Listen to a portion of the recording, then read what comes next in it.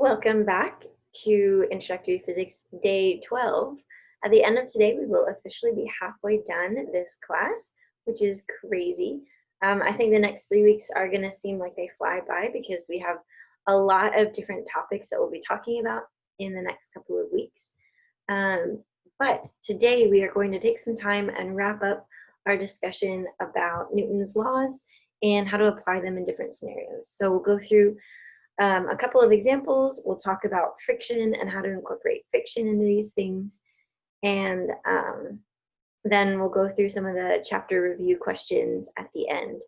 So, of course, if you have any questions along the way, let me know, but let's get going. All right, so friction, we've already talked about it a little bit, but we're gonna see it in play today. So friction is always opposite the direction of motion.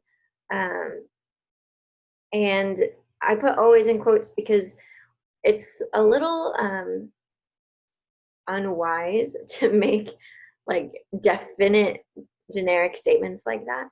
There may be some cases where it's not so clear as that, but for our purposes, it will always be opposite the direction that we're moving in an example. There are two main kinds of friction, not including air resistance, because that's kind of its own thing, but two main kinds of friction, static friction and kinetic friction. So the word static like literally means not moving. So when we have static friction, that occurs when something is not yet moving. And we sometimes refer to it as a smart force because it's always big enough to stop something from moving as long as it's less than a certain amount. So let's say it takes 10 newtons of force to make something start moving. If you push the object with 5 newtons of force, then there's 5 newtons of static friction. If you push it with 8 newtons of force, then there's 8 newtons of static friction. If you push it with 10 newtons of force, well, now you've started to exceed that limit of static friction. So then the box would start moving. But up until that point, it will be kind of exactly balanced with the amount of force that you apply onto the object. So that's why it's called a smart force, because it kind of knows how much you're pushing and it equals that in the opposite direction, right? Newton's third law. So the equation there is the force of static friction. So that little s is static, lowercase f is friction. And it has to be less than or equal to that coefficient of static friction, mu, times the normal force. So that weird like U with a tail in front is mu. It's a Greek letter. And it is usually a number between 0 and 1. Now, it is possible for a coefficient of friction to be larger than 1, but that's very, very unlikely. Usually it will just be some decimal between 0 and 1, and it's just a coefficient, so there's no units associated with it. It tells us basically how slippery the surface is. So if you have a more slippery surface, you'll have a smaller coefficient, closer to 0. And if it's a stickier surface, you'll have a coefficient closer to 1. But that will depend on the types of materials that you are trying to rub against each other. Kinetic friction is the other type that occurs when the object is moving. And we always have the same value of kinetic friction for a particular set of surfaces. Static friction, like I was saying, it can change because it's that smart force. The amount of it can change as long as it's less than that threshold. But kinetic friction will always have the same value in a given problem, as long as you're not changing the weight of the object or the angle that the object is going at. The equation of kinetic friction is very, very similar to static friction, except it's an equal sign instead of that less than or equal to sign. And we're using the coefficient of kinetic friction as opposed to the coefficient of static friction. And usually they are different numbers. So when we're trying to figure out what the coefficient of these static or kinetic friction are, usually they are given in a table in your textbook or on the internet, or they're given to you in the problem, unless your problem is specifically asking you to calculate for that variable, um, then obviously you wouldn't know what it is in advance. But there are tons of tables that you can just quick Google, coefficient of friction of aluminum on steel, or of rubber on concrete, or whatever combination of objects you have. Typically, the coefficient of static friction is larger than the coefficient of kinetic friction, although sometimes they are equal to each other. But the coefficient of static friction will not be less than kinetic friction. And you have to remember inertia when we're thinking about this, right? The tendency of an object to resist changing its motion. So if you have an object that's sitting on a surface, it's going to be harder to make that object start moving than it is to make it keep moving if it's already moving, because of inertia. So that's why static friction tends to be larger than kinetic friction, because it takes more force to make it start moving than to keep it moving. Okay. So the reason why we have friction to begin with is because no matter how smooth our surface seems to be, it's not actually perfectly smooth.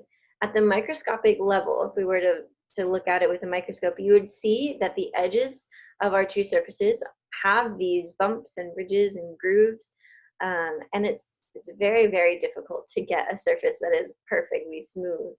And so when these two surfaces rub against each other, the bumps will get stuck in the ridges and the grooves, and slow down the object that is moving. So that's why we have friction to begin with, right? Because these surfaces are not smooth. And not only do we have like bumps and ridges and grooves, but we also have molecules that interact with each other in some cases. And so, sometimes these molecules will tend to want to stick together and adhere to each other, and that would also contribute to the friction. So here are just some examples. You don't need to memorize these, because if you ever need them, they would be given to you, or you could just look it up. But I just wanted to show you for perspective. So if we have material steel on steel, the static friction coefficient would be 0.74 versus kinetic friction coefficient, which is 0.57. And if you look down the chart there, you can see that in every case except Teflon on Teflon, the static friction coefficient is bigger than the kinetic friction coefficient. And I had mentioned that usually when we're dealing with ice, we just call that frictionless, but that's not technically true. I didn't include it on this this chart here, but the coefficient of friction for ice is something like 0.1. It's not actually 0. So yeah, so we approximate it to be frictionless, but it's not actually frictionless.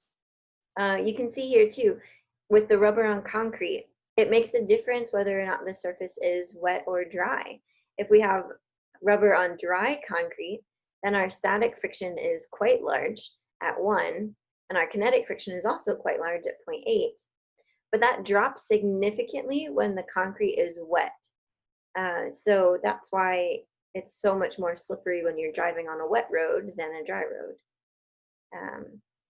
Waxed wood on wet snow, if any of you like snowboard or ski or anything like that, sled, that's why you always put wax on your snowboard, is to decrease that amount of kinetic friction that you would experience, so you can go faster.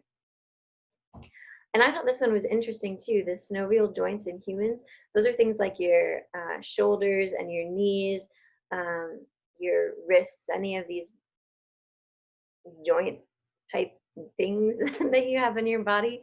They actually have really, really low friction in them, which is good for us. But I was just surprised at how low the coefficient of friction is for those types of joints.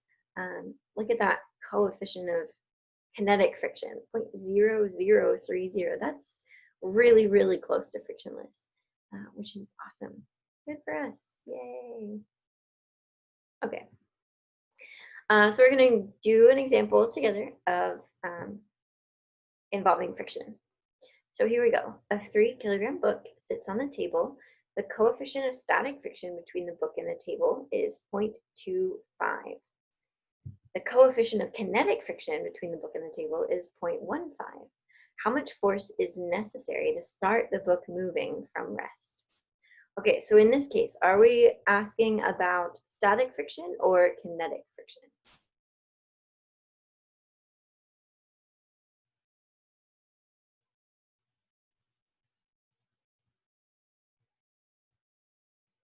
Hmm. How much force is necessary to start the book moving from rest? Yeah, we're dealing with static friction because it's not moving and we have to make it move. So that would be static friction. Okay, so here's a picture of our scenario, right? We have our table and our book has a mass of 3 kilograms. We're pushing on it. I just assumed to the right because it didn't specify. And there we have our coefficient of frictions. So our free body diagram, we would have the force of gravity pulling down, the normal force pushing back up. Since this book is not being launched into the air and it's not falling through the table, those two forces are equal to each other. So I drew them the same color. We have our applied force, again, I'm assuming pushing to the right. We also have our friction force that opposes the direction of motion. So if it's going to move to the right, then friction points to the left. So we need to overcome the static friction to start moving. And this is our equation for static friction that we had just seen. So we can just plug in our coefficient of static friction, 0.25. Since our book is not being launched in the air or dropping through the table, and we know the normal force is equal to the force of gravity, we know that we can calculate the force of gravity as m times g. So we plug that in for the normal force, m times g. There are numbers that were given in the problem. Our mass is 3 kilograms. We know g is always 9.8 meters per second squared. And so our static friction force is 7.35 newtons. So we would need to push with just over that, like 7.3500000001 would be enough to make this book start moving and overcome that static friction. Okay. So now if we do push with that amount of force, what is its acceleration? So in our picture here, now that it's moving, I replaced our static friction with kinetic friction. We just changed that subscript there. So now we're going to go about this the same way we were doing in the examples yesterday. The net force, or the sum of the forces in the x direction, is mass times acceleration in the x direction. I'm not even going to consider the y direction because we already know it's not moving up or down in the y direction. So I'm just not even going to bother showing that on the slide. So our forces then that are acting in the x direction are the applied force to the right and the friction force back to the left. So applied force is positive, friction force is negative. We know our applied force is 7.35 newtons. And we know we can calculate the force of friction by mu times the normal force. So let's do that. 7.35 newtons minus our kinetic friction coefficient is 0.15. Our mass is 3. G is 9.8. Again, our mass is 3, and now we're looking for acceleration. So we find our acceleration in the x direction to be 0.98 meters per second squared. And again, in the y direction, it's not moving up or down, so our acceleration in the y direction is 0. Any questions, comments, concerns thus far?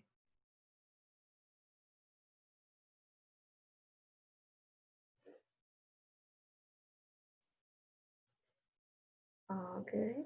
Okay.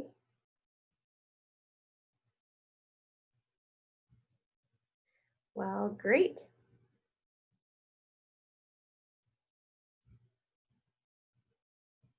Okay. So here's an example, and I want you guys to help me out with this one. You are pushing a heavy box across the carpet. The box has a mass of 30 kilograms, and you push at a 30-degree angle downward to push the box. The coefficient of kinetic friction is zero point 0.4, and you're pushing the box at a constant speed. So I want you to take a second and sketch out either on paper or in your head what a free body diagram for this scenario would look like. So let's take a look and see what our free body diagram would look like. Oh, just kidding. That's not that part yet. So the net force on this box would be 0. Hopefully you guys can see why that's true, right? Because we're pushing the box at a constant speed. So our acceleration is 0, which means our net force is 0. In this case, is the normal force on the box equal to mass times gravity? What do you guys think?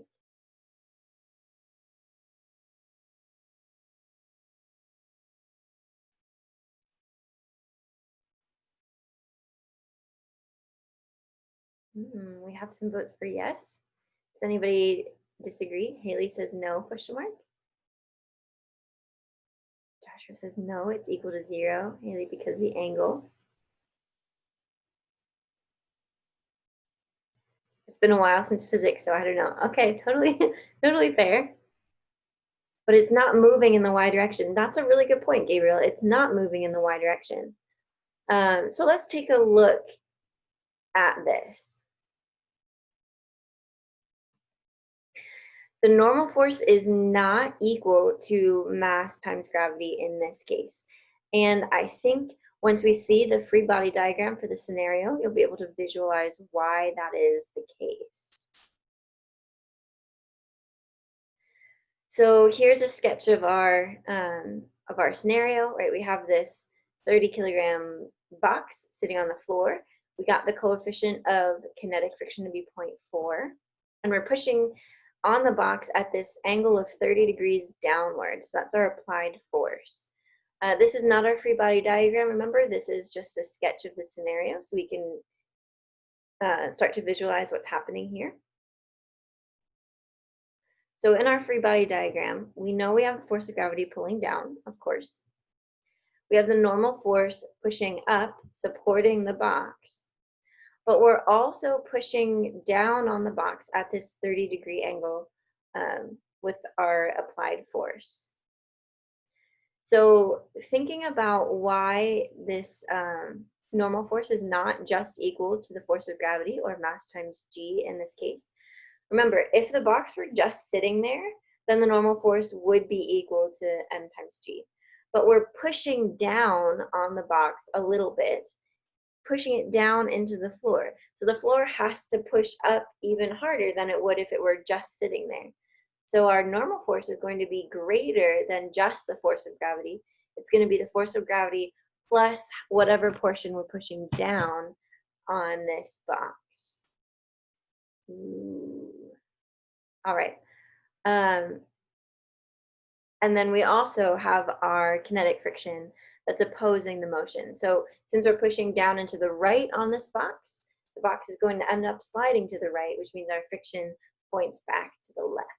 So this is what our free body diagram looks like. We have 4 forces in there. Any questions about the free body diagram?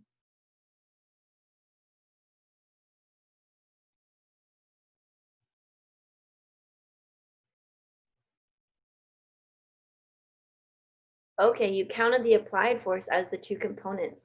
Yeah, you will want to eventually break down the applied force into its x component and its y component when we do the math. So if you had drawn it that way in your free body diagram, I can see why you would have gotten 5 as your answer, right? Because we'd have that x component and the y component that makes up that one force. So I see where you're going with that, Joshua. That's good.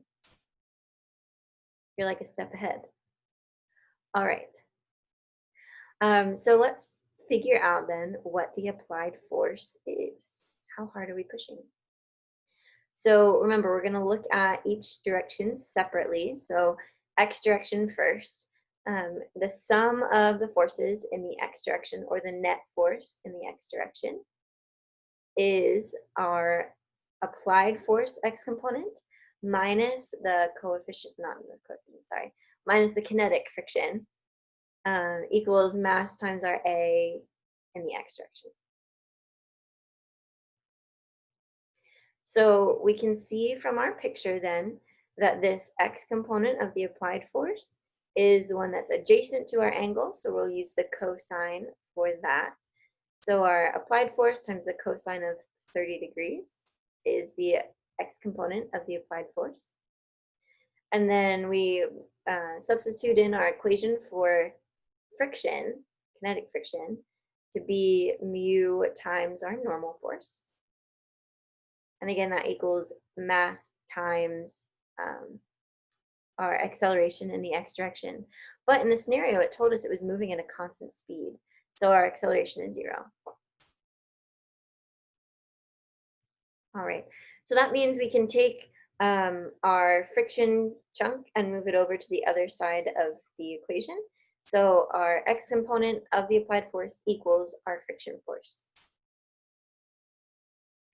Now in y, we're going to do basically the same thing, sum of our forces in the y direction. And we see we have the normal force pushing up, the force of gravity pushing down, and the y component of the applied force is downward as well. So those two get subtracted. That equals mass times our y acceleration. Right, so normal force we don't know yet. We know gravity is mass times g, and our y component is the side of this triangle that's opposite our angle, so that's the sine. So FA sine 30 equals mass times acceleration, which again, it's moving at a constant speed, so our acceleration is 0. So then our normal force equals our force of gravity plus our y component of applied force.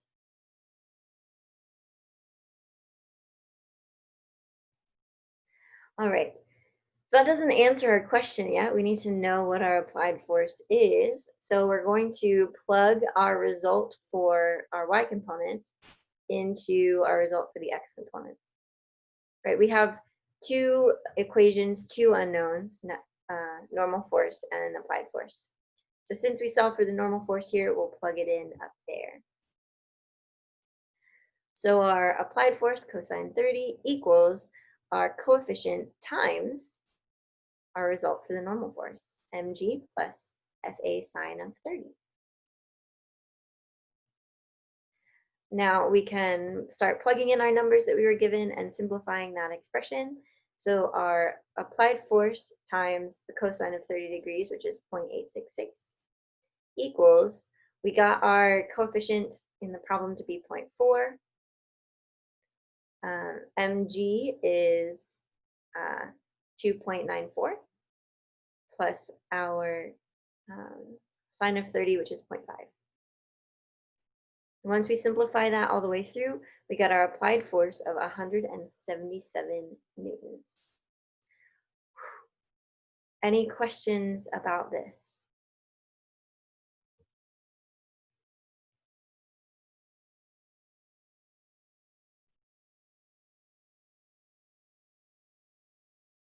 All right, no questions. Cool. Yeah, so whenever we are doing problems like this, remember, we're going to want to look for those keywords in the scenario, things like at rest, constant speed, constant velocity, equilibrium, terminal velocity. All of those things will give us that hint that our acceleration is equal to 0, and that will, as we see, greatly simplify the math.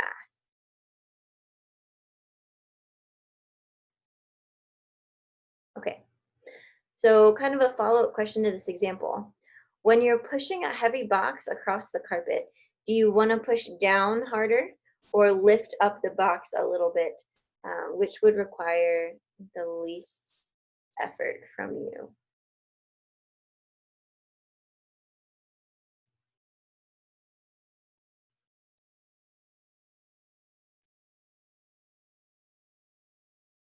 Okay. I'm seeing some votes for lifting it up. Why do you say that? Why would you prefer to lift it up a little bit? It sounds like lifting, like when we just think about it, lifting sounds like it would require more effort from you.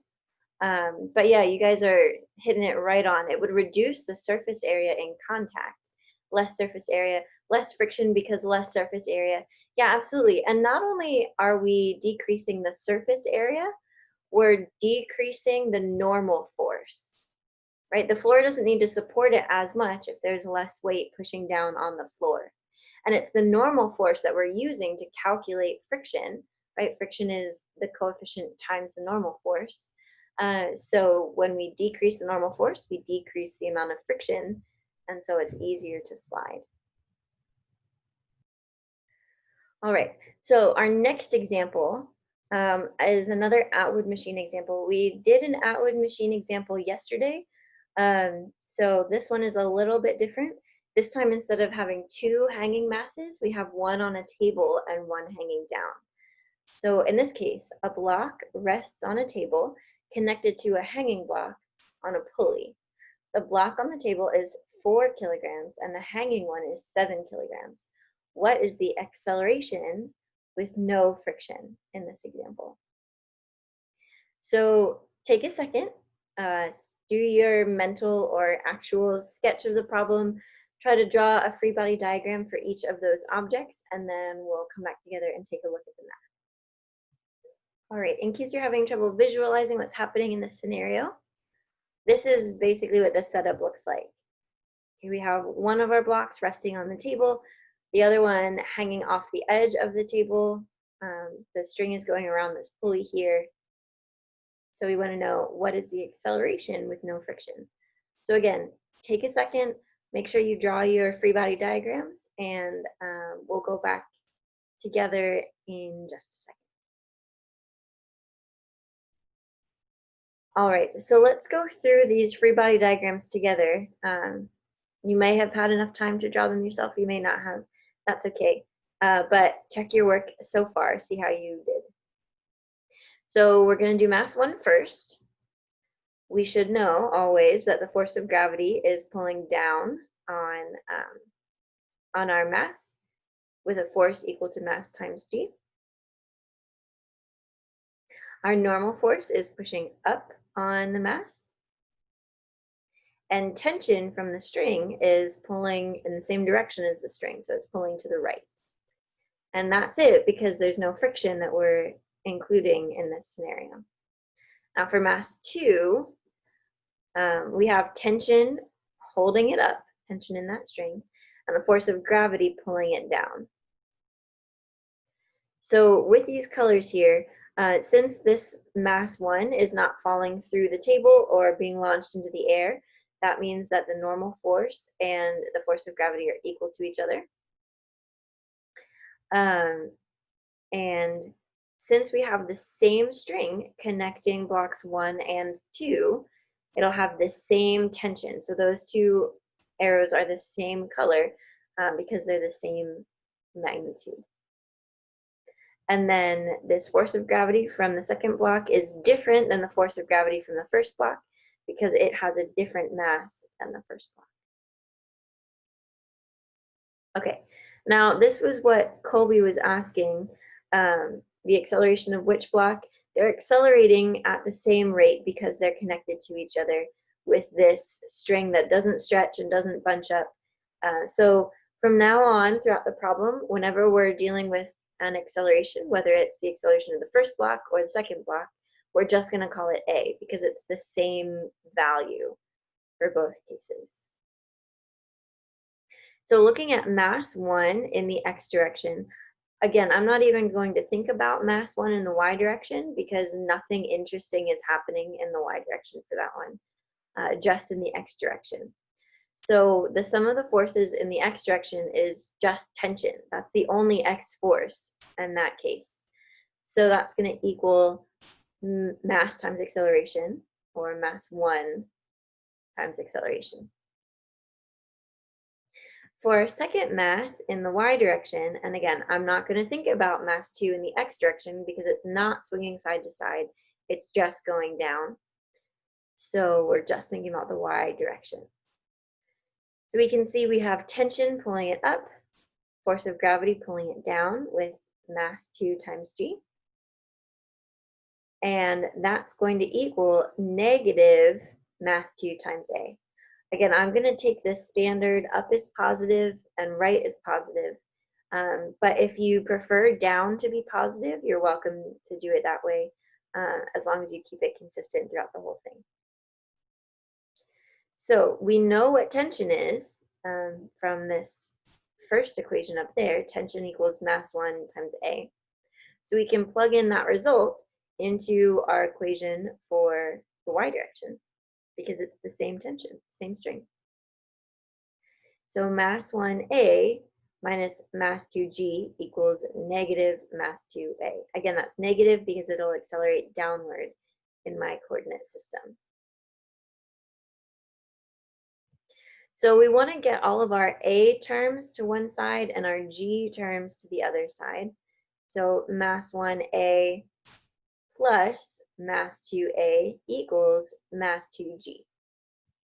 And then we can simplify from there. We factor out an a, and then we divide both sides by m1 plus m2.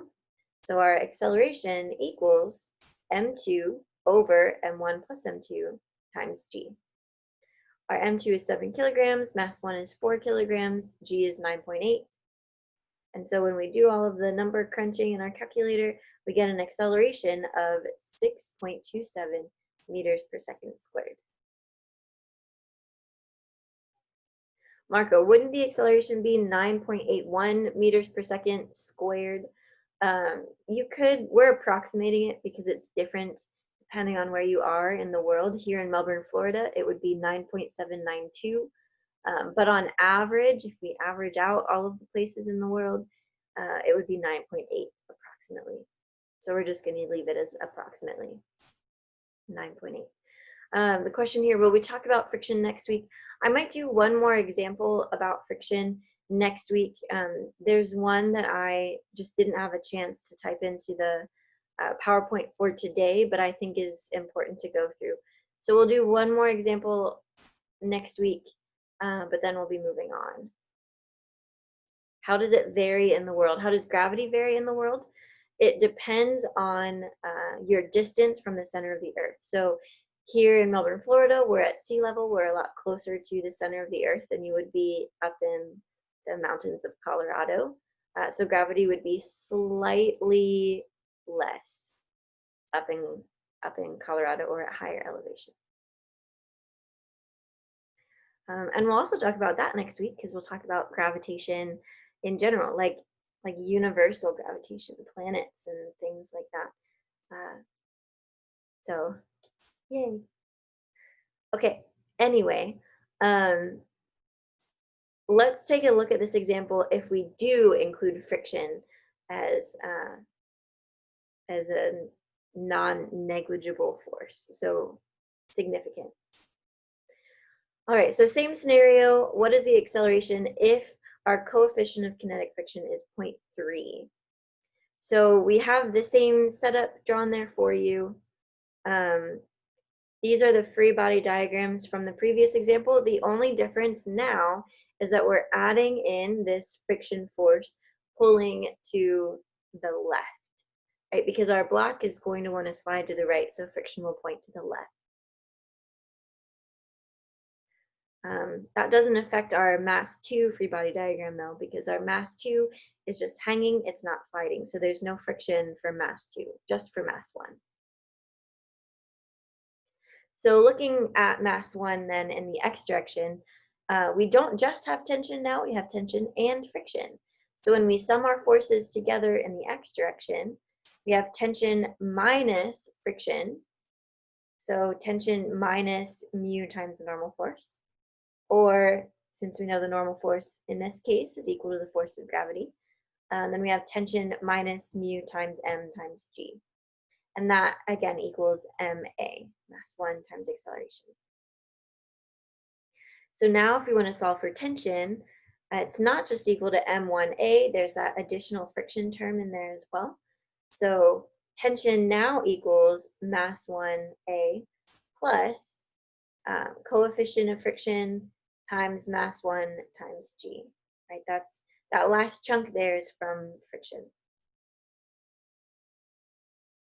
So in our y direction for M2, nothing changed because we didn't add any forces into that free body diagram. So that one's the same.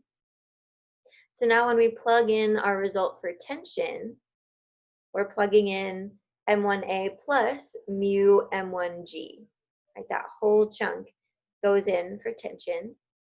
And then we still have that minus M2G equals negative M2A. Again, negative because it's accelerating downward. So when we simplify this and take all of our A terms to one side and our G terms to the other side, we get M1A plus M2A, same as before, equals M2G minus that friction force, mu times M1 times G. Okay, factor out A, factor out G to simplify, just like we did in the previous example. And so now when we solve for A and divide both sides by M1 plus M2, we get M2 minus mu M1 divided by M1 plus M2 times G.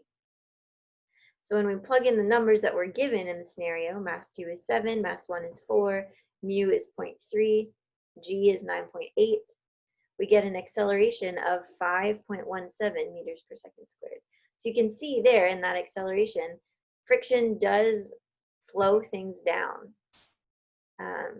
It literally says, whoa there, slow down. So we can see, like, compared to the previous example where we didn't have friction and our acceleration was 6.27, you can see what a difference it makes having friction built in there. And you can also see what a difference the surface of the table would make if it's like a steel table versus a wood table versus a concrete table.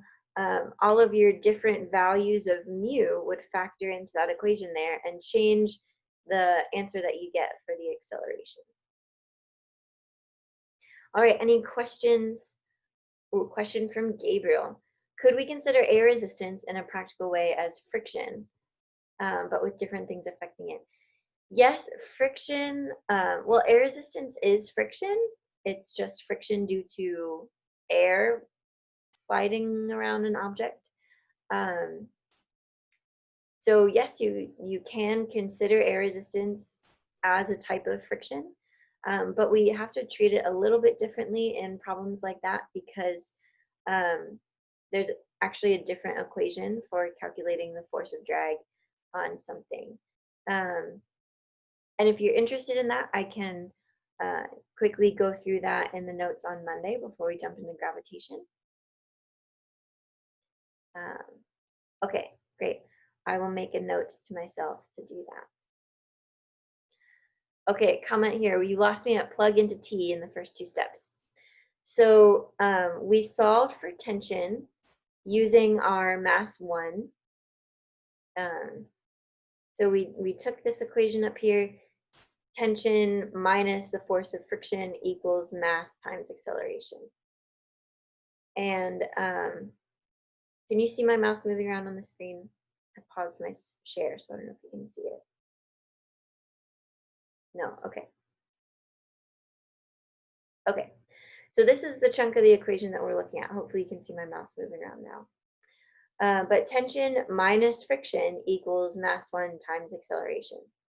So when we take this and solve it for tension, this is the result that we get, right? We bring this chunk of it over to the other side by adding it. And so this is our tension.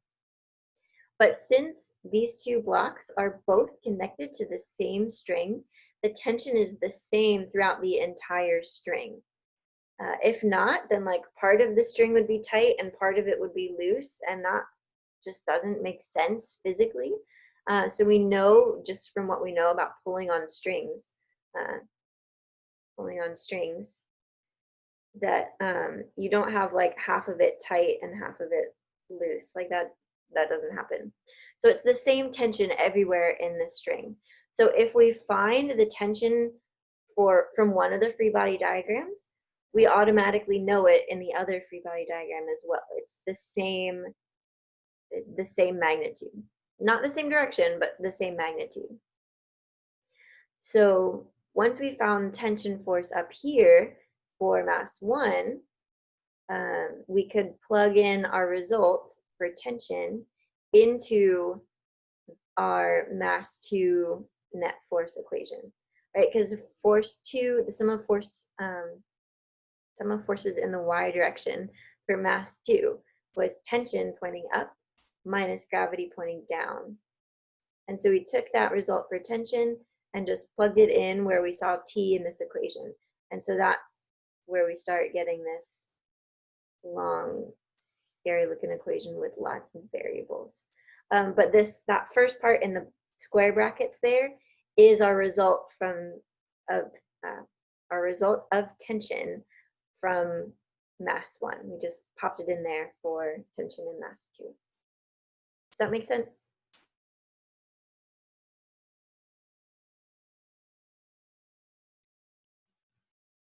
Yes, okay, great. Yeah, and then after that point, it was just algebra. How can we simplify this equation to make it look less scary when we plug in the numbers? Technically, you wouldn't have to simplify it as much as I did before you plugged in the numbers.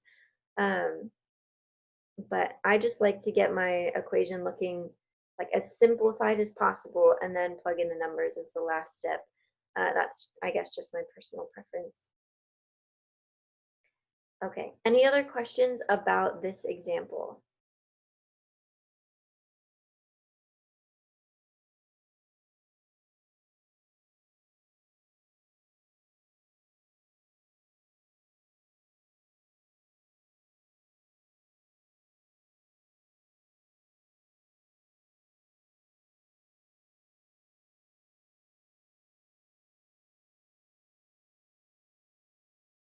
Okay, I'm not seeing any questions coming in. So if you have questions, feel free to type them in the chat and I'll take a look at it as soon as I can. But we're going to continue on. I have more examples and things. So example 13. You are trying to move a 500 Newton crate across a level floor. To start the crate moving, you have to pull with a 230 Newton horizontal force. Once the crate breaks loose and starts to move, you can keep it moving at a constant velocity with only 200 Newtons. What are the coefficients of static and kinetic friction? So here's our scenario. We have this crate and we're trying to pull it across this floor. Before the object starts moving, and once it's moving at a constant velocity, are two separate parts of this problem. So we're going to look at those two separately. So before it starts moving, we have the force of gravity pulling down, and we already know that to be 500 newtons. Whenever you see something that says like a 500 Newton crate, that tells you not the mass of the crate, but the weight of the crate, right? If it were in kilograms, that would be the mass, but it's not kilograms, it's newtons. So that means it's the force of gravity pulling it down, or weight. Oops, sorry, wrong way. We also have the normal force pushing it up, and it's a level floor. Our crate is not flying into the air, it's not sinking down into the ground, so those two forces are equal to each other.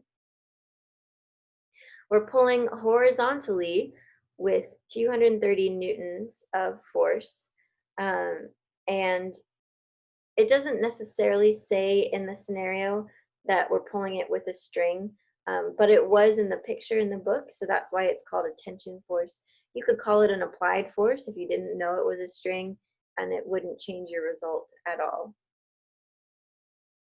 And there's also static friction that's trying to keep it in place before it starts to move. Once it's moving at a constant velocity, we still have gravity pulling it down. It's still the same weight, even though it's moving. So our normal force is still the same, even though now it's moving. Once it starts moving, the problem says we can pull it at a constant velocity with only 200 newtons of force. So that's our new applied force or our new tension.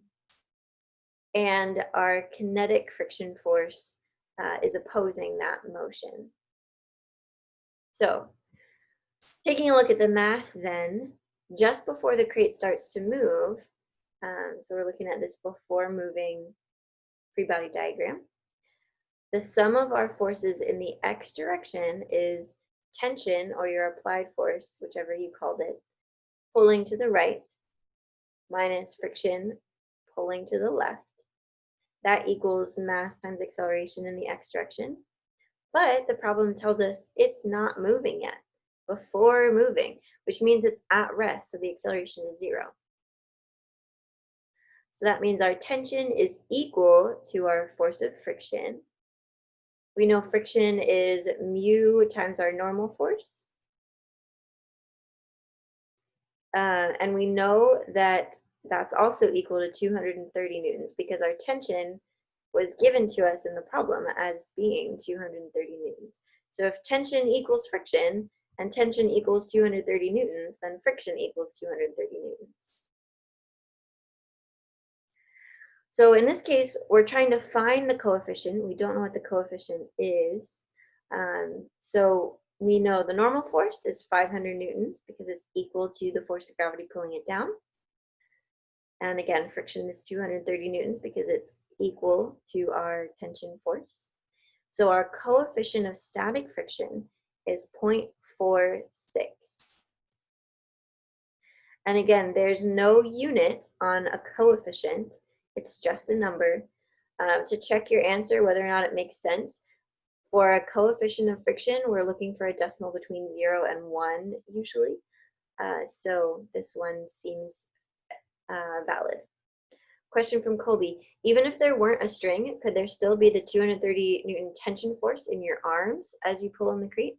Sure, if you want to call that a tension force, that'd be fine. You could call it an applied force as well, and it would still be the same value. It doesn't really matter what you label it, as long as you have it drawn well, I guess. In this case, you could call it tension or applied force, equally the same, as long as it's the same direction and magnitude. Yes, good. Okay. So now, after the crate starts to move, now we're looking at this constant velocity free body diagram. Nothing changed in the vertical direction, right? It's still the force of gravity pulling down, the normal force pulling up, well, pushing up with equal amounts of force. So we're really, again, only interested in the x direction because that's the way our crate is going to be moving. So in this case, our net force is tension minus friction again, but this time we're talking about kinetic friction because our box is sliding. And that's again going to equal the mass times our acceleration, which again is 0 because it's moving at a constant velocity. So we end up with a very similar equation to the first part of this. Tension equals the kinetic friction, which equals the coefficient times the normal force. And this time we were given that that equals 200 newtons as opposed to 230 newtons. So we know our friction force is going to be 200 newtons then to be equal to our tension force. Now let's solve for the coefficient. It'll be 200 divided by our normal force of 500. So that gives us a coefficient of kinetic friction to be 0.4. And again, we want to check our number to make sure it makes sense. First of all, is it a decimal between 0 and 1? Yes. Is kinetic friction less than static friction? Yes. So since we validated both of those criteria, we know that our results are logical. Okay. In which cases could it be the same? So there are just certain materials where um, they're like, it's equally as easy to get it started moving from rest. It's not more difficult. So for example, when I showed that slide of example coefficients of friction, Teflon on Teflon um, has the same value for both coefficients. And that's due to the nature of those materials themselves, like the way that Teflon is manufactured. Um, the whole purpose of Teflon was to create a like a slippery surface between those two pieces of Teflon. So that would be one case where they're the same. I don't know if there are other pairs of materials that have that same coefficient, but possibly there are. It really, yeah, it really is one exceptional case like that. So typically, like almost always, you will end up with your static friction being larger than your kinetic friction. Any other questions about this example?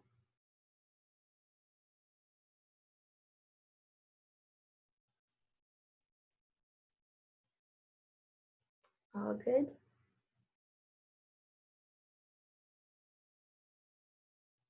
Okay.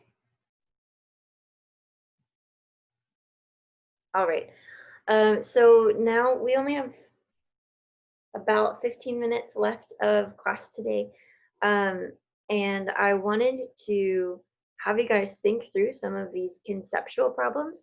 We've spent the last 2 days, 3 days, few days, I don't know, some number of days, doing like example problems where we're solving problems mathematically, which is good. You'll have to do that in Physics 1 in college as well. But it's important to make sure that you understand the concepts behind these. You know, I would say it's more important to understand the concepts than it is understanding how to mathematically plug things in. So I want you to take a couple of minutes and think through these conceptual problems. Um, I have 15 of them total, so I'll show you 5 at a time and then we'll go through the answers, and then I'll show you the next 5. So take a couple minutes, think through these problems, and then we will go through the answers together. I know that may not have been enough time for you to think through all of these questions, but for the sake of time, I want to make sure that we can go through some of these answers together. So check your work as far as you got. Okay, question number 1. Can a body be in equilibrium when only one force acts on it? Why or why not? No, we can't be in equilibrium if there's only one force, because equilibrium kind of necessitates that there are balanced forces, equal and opposite. So if we have the force of gravity acting on something, then we probably would also need something like the normal force or the tension force to hold it back up, and that would keep it in equilibrium. If we just had the force of gravity acting on it, then the object would be falling in free fall, which means it would be accelerating, and that's not equilibrium. Number 2, when a car stops suddenly, the passengers tend to move forward relative to their seats. Why? Inertia, Newton's first law. An object in motion tends to stay in motion unless there's that unbalanced force that acts on it. So until your seatbelt, if you're wearing a seatbelt like you should, until your seatbelt stops you, you move forward in your seat because you have that inertia. Number 3, a passenger in a moving bus with no windows notices that a ball that has been at rest in the aisle suddenly starts to move toward the rear of the bus. What are 2 different possible explanations, and how can you decide which is correct? So a couple of things could have happened. One, the bus could have started speeding up forward, like you were stopped at a stoplight and then the bus accelerated forward. That's one possibility that would make the ball move backwards. Again, because of inertia, the ball wants to stay at rest, but the bus is moving around it. So it looks like it's moving back towards the back of the bus. Another thing that could have happened is that the bus was moving backwards and stopped suddenly, which would make the ball want to continue moving backwards. How can you decide which is correct?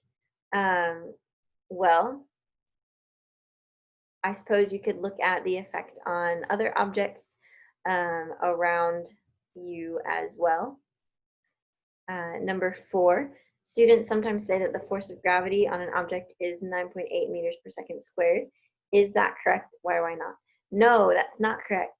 9.8 meters per second squared is not the force of gravity, it's the acceleration due to gravity. Right? The force of gravity would be mass times 9.8. So acceleration is not the same thing as the force. And number 5, a horse is hitched to a wagon. Since the wagon pulls back on the horse just as hard as the horse pulls on the wagon, Newton's third law, why does the wagon not remain in equilibrium, no matter how hard the horse pulls? We have to think about the entire scenario, not just that interaction pair of the horse and the wagon. The horse's feet are also on the ground. And so the horse's feet are pushing down on the ground is pushing back up. But as the horse starts to pull forward, he's applying a force, but friction is also applying a force in the opposite direction and enabling him to walk forward. Right, so we can't just think about our little interaction pair bubble, we have to think about everything that's happening in that scenario. There are other unbalanced forces that are present. Okay, no windows, that's a dodgy bus. Yeah, you're right about that. I wouldn't get on that bus. You also thought the bus could have acquired an inclination. That's a good point. Yeah, it could have been going up a hill. That's great. Okay. Next set of questions. Take a minute or two to think through these questions, and then we'll go through the answers together again. All right, let's go through these answers together. So number 6, a large truck and a small compact car have a head-on collision. During the collision, the truck exerts a force of Ft on C on the car, and the car exerts a force Fc on T on the truck. Which force has a larger magnitude, or are they the same? They are the same, equal and opposite, Newton's third law. Does your answer depend on how fast each vehicle was moving before the collision? No, it does not. Newton's third law is still valid. Number 7, a small compact car is pushing a large van that is broken down, and they travel along the road with equal velocities and accelerations. While the car is speeding up, is the force it exerts on the van larger than, smaller than, or the same magnitude as the force the van exerts on it? Again, same magnitude because of Newton's third law. Equal magnitude, opposite direction. Which object, the car or the van, has the larger net force on it? Or are the net forces the same? They are the same because it says that they are going with equal accelerations. And net force equals mass times acceleration. So if they have the same net force, they would have the same acceleration. I'm sorry, if they have the same acceleration, same net force. If your hands are wet and no towel is handy, you can remove some of the excess water by shaking them. How does this work? Inertia. Right, so if we have water droplets stuck on our hand and we shake our hand, the water droplets are going to want to fly off to continue their motion. In a head-on collision between a compact 1,000 kilogram car and a large 2,500 kilogram car, which one experiences the greater force? Equal force. Which one experiences the greater acceleration and why? The smaller car has the greater acceleration. It would change its motion more. And give 2 examples where the normal force is equal in magnitude to the weight and 2 examples where they are not equal. Your answers could change, of course, depending on what came to mind. But two examples where they would be equal in magnitude would be the ball sitting on the ground at rest, or a book sliding along a table, either at rest or accelerating. It doesn't matter as long as the table is horizontal. They would be not equal if a box were on a ramp or if we're pushing against a vertical wall. In the vertical wall case, the normal force would be outward away from the surface of the wall, so they would be at right angles to each other. I know, I'm rolling through these real quick. And I'm going to go ahead and put up this last set of questions for you. If you have to go because we're past 4:30, that's fine, but we'll think through this last set of questions as well. Okie dokie, here we go. Number 11, to push a box up a ramp, is the force required smaller if you push horizontally or if you push parallel to the ramp, and why? It would be smaller if you push parallel to the ramp, because if we were, so here's our ramp. If we're pushing into the ramp, we're increasing the amount of normal force that the ramp is then pushing back on the box with. And whenever we increase the normal force, we also increase the friction. Just like that example, I don't remember what number example it was that we did today, where you're pushing down onto the box as you slide it across the floor. It's always easier, well, less force necessary to lift the box a little bit or to push it parallel to the ramp, because that doesn't increase the normal force, which would increase the friction. Number 12, a woman in an elevator lets go of her briefcase, but it does not fall to the floor. Ooh. How is the elevator moving? The elevator would be in free fall because it would be, the briefcase would be falling at the same rate as the elevator around her is falling. So it would just seem to like hover there in midair. They would be falling at 9.8 meters per second squared acceleration, which would not be fun. I mean, maybe it would be fun briefly until you get to the bottom. Number 13, a crate of books rests on a level floor. To move it along the floor at a constant velocity, why do you exert a smaller force if you pull it at an angle theta above the horizontal than if you push it at the same angle below the horizontal? And again, that's just like we were talking about for number 11 and that example that we did earlier. If you push it down into the floor, you're increasing the normal force, which increases the friction. So if you push it up at an angle, you're decreasing the normal force, which decreases the friction. Number 14, in a world without friction, which of the following activities could you do or not do? Part A, drive around an unbanked highway curve. No, you would not be able to stick to the road enough to drive around a turn. B, jump into the air. Maybe. And the reason why this one is maybe is because if it's possible for you to like sink straight down and propel yourself straight upward, then it's possible that you'd be able to jump. But if you tried to jump forward at all, you would not be able to do that because that would require friction, keeping your feet from sliding out underneath of you. C, start walking on a horizontal sidewalk. No, you would not be able to start walking because the reason we can walk in the first place is because there's friction between our rubber sneakers and the sidewalk, or your feet if you choose to be barefoot, and the sidewalk.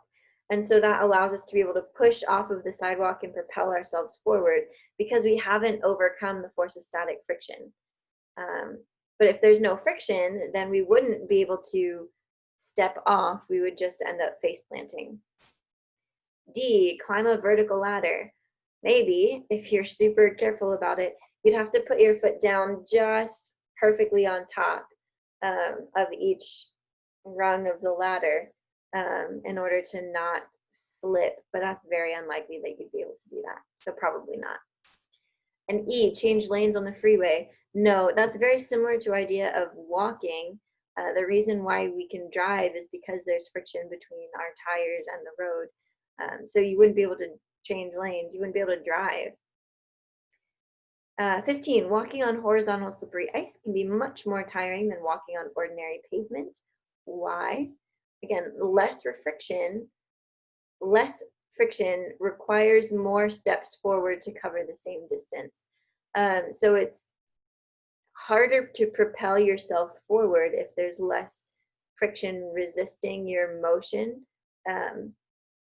Your feet tend to slip out from underneath of you more, and it just requires a lot more energy and a lot more steps to cover the same distance if there's less friction.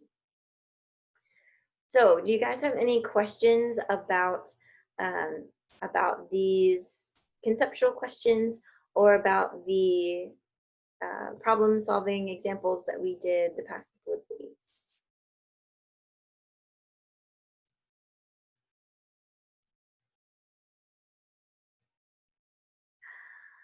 Yeah, I like your comments here about the elevator. You could ride that elevator for the rest of your life. Yeah, literally, because yeah, unfortunateness happens at the bottom. Question here. How do you know when a force is negligible? You will either be told in this scenario, like we would say, ignore friction, or without friction, or something like that. And then in general too, we just always assume that air resistance is negligible in these types of everyday scenarios. Because you might have noticed we never did an example where we included air resistance unless we were talking about like falling at terminal velocity. So just pay attention to what the scenario tells you. And if it specifically tells you include air resistance, then obviously it's not negligible in that case.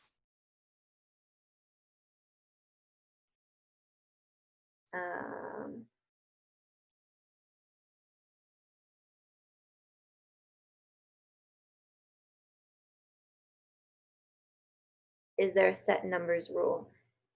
No, not for figuring out if forces are negligible.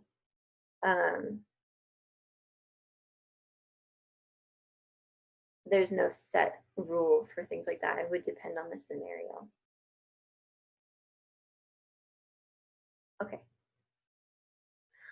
Well, again, don't forget, tomorrow there is a enrichment opportunity session for you to meet and ask questions of the department heads for each of the like engineering and science departments.